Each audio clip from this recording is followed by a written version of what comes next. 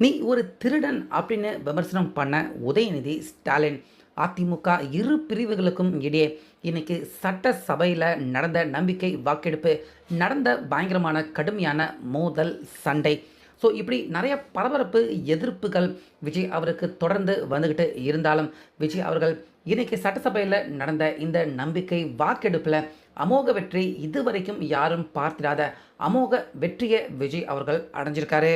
So அப்படி உதயநிதி யாரை பார்த்து அந்த சட்டசபையில் அவர் திருடன் அப்படின்னு விமர்சனம் பண்ணி சொல்லியிருக்காரு. அதிமுக இரண்டு பிரிவுகள், அவங்க எல்லாருமே விஜய் அவருக்கு ஆதரவு தெரிவித்தாங்களா, இல்லை எதிர்ப்பு தெரிவித்தாங்களா? எதுக்காக சட்டசபையில் இரண்டு பிரிவினருக்கும் இடையே சண்டை நடந்துச்சு? கடைசியாக எவ்வளோ பேர் இதில் பங்கெடுத்துக்கிட்டாங்க? விஜய் அவருக்கு எவ்வளோ மெஜாரிட்டி தேவைப்பட்டுச்சு? அவருக்கு கிடைச்ச அந்த ஓட் வித்தியாசம் எத்தனை? எவ்வளவு மெஜாரிட்டி பெற்று விஜய் அவர்கள் திரும்பவும் தமிழ்நாட்டின் முதலமைச்சராக எவ்வளோ மெஜாரிட்டி எடுத்து அவர் அரியணையை தொடர்றாரு அப்படிங்கிற முழு விவரம் எல்லாமே இப்போ தெரிய வந்திருக்கு. இன்றைக்கி காலையில் இருந்து மத்தியானம் வரைக்கும் சட்டசபையில் பற்றி எரியக்கூடிய சம்பவங்களும் நடந்திருக்கு. ஸோ அது எல்லாமே ஒன்றொன்னா என்ன அப்படின்னு இந்த வீடியோவில் பார்த்துடலாம். அதனால் வீடியோவை ஸ்கிப் பண்ணாமல் பாருங்கள். ஸோ விஜய் அவர்கள் ஞாயிற்றுக்கிழமை முதலமைச்சராக அவர் பெரும்பான்மை எம்எல்ஏக்கள் கடிதங்களோட அவர் பதவி எடுத்துக்கிட்டாலும், ஆளுநர் அப்போவே சொல்லியிருந்தார், வர 13ஆம் தேதி சட்டசபையில் உங்களுக்கான மெஜாரிட்டியை நீங்கள் நிரூபிக்கணும் அப்படின்னு சொல்லியிருந்தாங்க. ஸோ அதனையொட்டி இன்றைக்கி சட்டசபையில் எல்லா எம்எல்ஏக்கள், அதாவது 233 எம்எல்ஏக்கள் எல்லாருமே வர்றாங்க. அவங்க எல்லோரும் முன்னாடியுமே சபாநாயகர் முன்னாடி நம்பிக்கை வாக்கெடுப்பு நடத்தப்படுது. ஸோ இதில் ஒவ்வொரு கட்சிகள், அதாவது சின்ன சின்ன கட்சிகள், 2-3 தொகுதிகளில் ஜெயிச்சிருந்த கட்சிகள் எல்லாருமே அவங்க விஜய் மேலே ஒரு சில பேர் பார்த்திங்கன்னா நம்பிக்கை இல்லை அப்படின்னு சொல்கிறாங்க, ஒரு சில பேர் ஆதரவு தராங்க. இன்னும் ஒரு சில சின்ன கட்சிகள் பார்த்திங்கன்னா நாங்கள் நடுவில் இருக்கோம் அப்படிங்கிற மாதிரியான ஆதரவுகளையும் சொல்லியிருந்தாங்க. அப்போது கரெக்டாக பார்த்திங்கன்னா எடப்பாடி பழனிசாமி அவர் எழுந்து பேச ஆரம்பிக்கிறாரு. அதாவது அவருடைய நிலைப்பாடு என்ன அப்படின்னு பேச ஆரம்பிக்கிறாரு எடப்பாடி பழனிசாமி. அப்போ விஜய் அவர்கள் இதுவரைக்கும் இந்த 2-3 நாட்களில் அவர் செஞ்ச விஷயங்கள், அவங்க கட்சி மேலே இருக்கிற தீர்மானம், இது எல்லாத்தையுமே நான் எதிர்க்கிறேன். நான் விஜய் அவருக்கு ஆதரவு தெரிவிக்கலை அவர் ஆட்சி அமைக்கிறதுக்கு அப்படின்னு எடப்பாடி பழனிசாமி எதிர்ப்பு தெரிவிக்கிறாரு. ஸோ அதிமுக கட்சியின் தலைவராக நான் இந்த முடிவை எடுக்கிறேன் அப்படின்னு எடப்பாடி பழனிசாமி அவர் சொல்லி முடிச்சுட்டு அவர் உட்காராரு. ஸோ உட்கார்ந்ததுக்கு அப்புறமா உடனே பார்த்தீங்கன்னா சபாநாயகர் அடுத்ததாக வேலுமணி அவரை பேச ஆரம்பிக்கிறாங்க. ஸோ அங்கே தான் பார்த்தீங்கன்னா சண்டையை ஆரம்பிக்குது இரண்டு பிரிவுகளுக்கும் இடையே. ஏன்னா அதிமுக கட்சிக்காக எடப்பாடி பழனிசாமி அவர் தான் தலைவர், அவர் மட்டும்தான் பேசணும். ஆனால் எடப்பாடி பேசுனதுக்கு அப்புறமா அடுத்து வேலுமணி அவர் எப்படி பேசலாம்? அவர் அதிமுக கட்சிக்கு உள்ளே இருக்கிறவர் தானே, அவரை பேச அனுமதிக்க கூடாது சபாநாயகர் அப்படின்னு இந்த பக்கம் எடப்பாடிக்கு பின்னாடி இருக்கிற எல்லா அதிமுக எம்எல்ஏக்கள் எல்லாருமே எந்திரிச்சு கத்த ஆரம்பிக்கிறாங்க. அந்த பக்கம் வேலுமணி அவர் பேச ஆரம்பிக்கிறாரு. அந்த சத்தம் கேட்க முடியாத அளவுக்கு சண்டை நடக்குது. ஆனால் சபாநாயகர் பார்த்திங்கன்னா தெளிவாக இருக்கார். நேற்று கூட அதிமுக தலைவரான எடப்பாடி பேசுனதுக்கு அப்புறமா வேலுமணி பேசினார். அதன் அடிப்படையில் இன்றைக்கும் அவர் பேசுகிறதுக்கான அந்த அனுமதியை கோரியிருந்தார். அதுக்காக அவருக்கு அனுமதி தரப்பட்டிருக்கு. நீங்கள் யாரும் இதை தடுக்கக்கூடாது, மறுக்கக்கூடாது அப்படின்னு சபாநாயகர் சொன்னாலுமே அந்த இடத்துல பயங்கரமான சண்டை, கொஞ்சம் விட்டிருந்தா கை கலப்பு, மிகப்பெரிய சண்டையை கூட நடந்திருக்கும். ஆனாலுமே சபாநாயகர் எல்லாரையும் அமருங்க அமருங்க அப்படின்னு சொல்லிக்கிட்டே இருக்காங்க. யாரும் அமரலை, கத்தி கூச்சல் போடுறாங்க.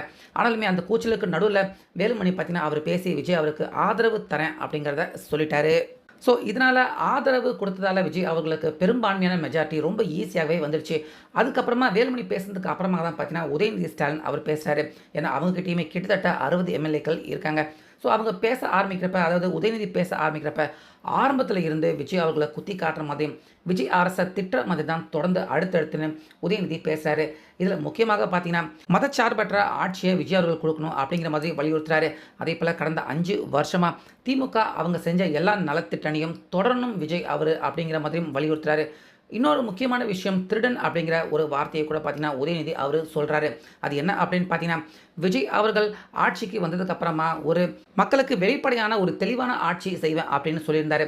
ஆனால் எதுக்காக குதிரை பேரம் செய்து அமமுக கழகத்தில் இருந்து அந்த காமராஜர் அப்படிங்கிற எம்எல்ஏவை எதுக்காக விஜய் அவர்கள் பேரம் பேசி இவங்களுடைய கட்சிக்கு உள்ளே இழுக்கிற மாதிரியான வேலையில் எதுக்கு விஜய் அவர்கள் ஈடுபட்டார்?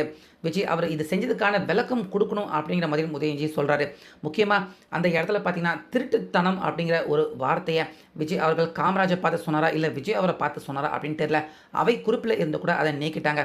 ஆனாலுமே திருட்டுத்தனமான வேலை அப்படிங்கிற ஒரு வார்த்தையை அந்த இடத்துல உதயநிதி பயன்படுத்தினார். அது ரொம்ப பெரிய அளவில் அங்கே இருக்கிற எம்எல்ஏக்கள் எல்லாருமே கத்தி கூச்சல் இட்டு உதயநிதிக்கு எதிர்ப்பு தெரிவிக்கிற மாதிரியான ஒரு பரபரப்பான சூழ்நிலை ஏற்பட்டுச்சு. ஸோ தொடர்ந்து பேசின உதயநிதி கடைசியாக நாங்கள் ஆதரவு தரலை, நாங்கள் வெளிநடப்பு செய்கிறோம் அப்படின்னு கம்ப்ளீட்டாக திமுக எம்எல்ஏக்கள் எல்லாருமே ஒரே நேரத்தில் வெளிநடப்பு செய்கிறாங்க. ஸோ அவங்க போனதுக்கப்புறமா விஜய் அவர்கள் பார்த்தீங்கன்னா அவர் பேச ஆரம்பிக்கிறாரு. பேச ஆரம்பித்ததுக்கப்புறமா எனக்கு எதிர்ப்பு தெரிவித்தவங்க, ஆதரவு தெரிவித்தவங்க, இன்னும் நடுநிலை பாட்டில் இருக்கிறவங்க எல்லாருக்குமே என்னுடைய நன்றிகளை தெரிவிச்சுக்கிறேன். நான் கண்டிப்பாக திமுக அவங்களுடைய அந்த திட்டம் எல்லாத்தையுமே நிச்சயமாக நான் தொடருவேன். மக்களுக்கு எப்பயுமே ஒரு நல்லாட்சியை தான் நான் கொடுப்பேன் அப்படின்னு வெளிப்படையாக தான் என்னுடைய ஆட்சி இருக்கும் அப்படிங்கிறதுல எந்த சந்தேகமும் வேண்டாம் அப்படின்னு எல்லாருக்குமே நன்றி சொல்லிக்கிட்டு ஓட்டு போட்டவங்க எல்லாருக்குமே நன்றிகளை விஜய் அவர்கள் சொல்லியிருந்தார். அதுக்கப்புறமா சபாநாயகர் பார்த்தீங்கன்னா அப்போது அங்கே சட்டசபைக்கு உள்ளே இருக்கிறவங்க எல்லாரையுமே எழுந்து நில்லுங்க அப்படிங்கிற வகையில் அந்த நம்பிக்கை வாக்கெடுப்பு எடுக்க ஆரம்பிக்கிறாங்க. ஸோ மொத்தம் 5 பகுதிகள் மாதிரி இருக்குது. ஒவ்வொரு பகுதிகளில் இருக்கிறவங்க எல்லாருமே எழுந்து நிற்கிறாங்க.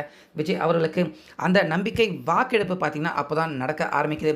ஸோ இதில் பார்த்திங்கன்னா மொத்தம் பங்கு பெற்றவங்களுடைய எண்ணிக்கை எவ்வளோ அப்படின்னு பார்த்தீங்கன்னா இன்றைக்கி சட்டசபைக்கு வந்தவங்க மொத்தம் 233 பேர் மொத்தம் வந்திருக்காங்க.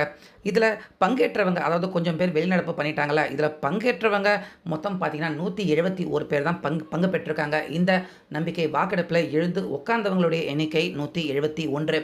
ஆனால் 86 பேர் இருந்தால் போதும், மெஜாரிட்டியை நிரூபிச்சிடலாம், ஆட்சி அமைக்கலாம், விஜய் முதல்வராக தொடரலாம். ஏன்னா திமுக நிறைய பேர் வெளியே போயிட்டாங்க அப்படிங்கிறதால மெஜாரிட்டி எண்ணிக்கையும் குறைஞ்சிருச்சு, 86 தான். ஸோ இதில் விஜய் அவர்களுக்கு அவர் முதல்வராக தொடரணும் அப்படின்னு ஓட்டு போட்டவங்க எத்தனை பேர் அப்படின்னு பார்த்தீங்கன்னா 144 பேர் வாக்கு அளிச்சிருக்காங்க அதிமுக. இன்னும் எல்லா கட்சியினர்கள் எல்லாரையும் சேர்த்து கிட்டத்தட்ட 144 பேர் விஜய் அவருக்கு ஆதரவாக அந்த வாக்கு அளிச்சிருக்காங்க. அதே போல் விஜய் அவர்களுக்கு எதிராக வாக்களித்தவங்க, ஏன்னா திமுக வெளியே போயிட்டாங்க, அதே போல் சட்டசபைக்கு உள்ளே இருந்தவங்க எதிர்ப்பாக வாக்கு அளித்தவங்க எத்தனை பேர் அப்படின்னு பார்த்தீங்கன்னா 22 பேர் தான் எதிர்ப்பாக வாக்கு அளிச்சிருக்காங்க. ஸோ வெளிநடப்பு செஞ்சவங்க மொத்தம் 54 பேர் லிஸ்ட்டில் இருக்காங்க. ஸோ ஆக மொத்தம் 144 இடத்துல விஜய் அவருக்கு நம்பிக்கை வாக்கெடுப்பில் அவர் ஜெயிக்கிறாரு. திரும்பவும் இந்த சட்டசபையில் நம்பிக்கை வாக்கெடுப்பில் அமோகமான வெற்றியை விஜய் அவர்கள் அடைஞ்சு தொடர்ந்து இனிமேல் தமிழகத்தின் முதல்வராக அவர் பங்கு பெற போகிறாரு அப்படிங்கிறது இப்போ எந்த அளவும் எல்லளவும் சந்தேகம் இல்லாத அளவுக்கு உறுதி ஆகுது. அதே போல் மிக மிக முக்கியமாக பார்த்தீங்கன்னா உதயநிதி அவர் சர்ச்சையான முறையில் அந்த காமராஜ் எம்எல்ஏ அவரை திருடன் அப்படிங்கிற மாதிரி திட்டியிருக்காரு. அதே போல் அந்த திருடனுக்கு உடந்தை போன ஒரு கட்சி தமிழக வெற்றி கழகம் அப்படிங்கிற மாதிரியும் அவர் சர்ச்சையாக பேசினது மிகப்பெரிய அளவில் இப்போ மக்கள் எல்லாரையுமே கொந்தளிப்புக்கு ஆக்கியிருக்கு. அதே போல் அதிமுக நாங்கள் எல்லாருமே ஒரே பிரிவு தான் இந்த வாக்கெடுப்பில் பங்கு பெறோம் அப்படின்னு எடப்பாடி சொன்னாலுமே அடுத்த வீரமணி அவர் எந்திரிச்சு பேசி நாங்கள் விஜய் அவருக்கு ஆதரவு கொடுக்குறோம் அப்படின்னு நிலைப்பாட்டில் அவர் பேசினது 2 கட்சியினர்களுக்குமே ரொம்ப பெரிய சண்டை ஏற்பட்டுச்சு. கொஞ்சம் விட்டுருந்தால் நிச்சயமாக கை கலப்பு சண்டை ரொம்ப பெரிய அளவில் வளர்ந்துருக்கும். ஆனால் சபாநாயகர் அதை சமாதானப்படுத்தி 2 பேரையுமே கவனம் உட்கார வச்சுட்டாரு. அதுக்கப்புறமா பேசின விஜய் அவர்கள் எல்லாருக்குமே நன்றி சொன்னது மட்டும் இல்லாமல் கடைசியாக இந்த நம்பிக்கை வாக்கெடுப்பில் அமோகமான வெற்றி பெற்று விஜய் அவர்கள் திரும்பவும் அவர் ஆட்சி தொடர போகிறாரு முதலமைச்சராக. ஸோ விஜய் அவர்கள் இன்றைக்கி நம்பிக்கை இந்த வாக்கெடுப்பில் இன்றைக்கி வெற்றி பெற்றதை பற்றி உங்கள் கருத்தை சொல்லுங்கள். அதே போல் அதிமுக 2 பிரிவுக்கும் இடையே நடந்த சண்டை, உதயநிதி திருடன் அப்படின்னு ஒரு மிகப்பெரிய ஒரு எம்எல்ஏவை பார்த்து சொன்னதை பற்றியும் உங்கள் கருத்தை நிச்சயமாக சொல்லிடுங்க.